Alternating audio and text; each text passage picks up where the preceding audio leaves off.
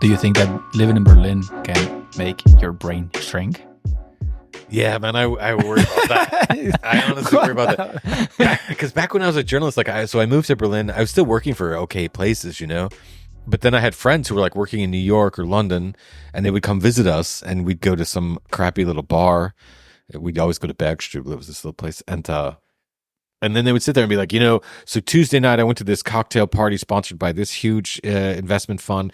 Then Wednesday I interviewed the head of the IMF. Then Thursday, and they were just like, there was this power coming off of them, and they were doing all these things. And I was just sitting there going like, well, I got up at 11. I had a coffee. I haven't taken a shower in 2 days. These guys are like, and so yeah, sometimes I think like, wow, what would have happened because it was like easy to just not do much, man. I had these great salaries. We had a great apartment.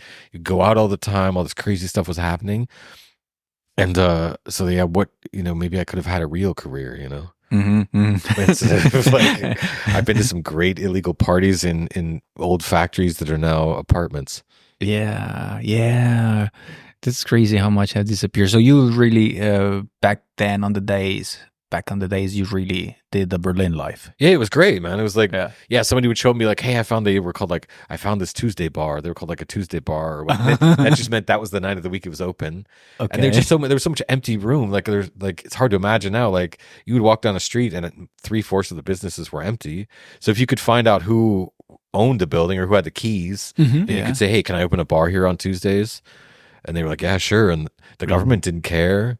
Wow. All of the clubs, all the nightclubs, all the discos, as Germans call them, they were clubs. Like they weren't official bars. They weren't official. They were just like these.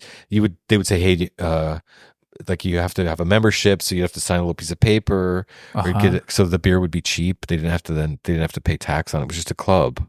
Okay. There was lots of these things. Wow. Yeah. And you were always kind of like, this feels illegal. This does not feel. But still, some things here in Berlin seems illegal. Yeah. A lot of things. Some bars where you say, where's this? Is this like Brandschutz compliant? It's like if some fire comes out here, like everyone will be dead. Yeah. We went to a party once in a basement, and they had those huge gas heaters. Wow. Yeah, it's like a basement, and they've got these huge heaters going, and there's one exit, and it was a crappy little ladder. Oh, that thing explodes, and then that's what. I just stood there, and then like after a while, this dude like came in and fell through the hole coming in on my girlfriend, who's not my wife, and we were like, we're out of here, man. Like this.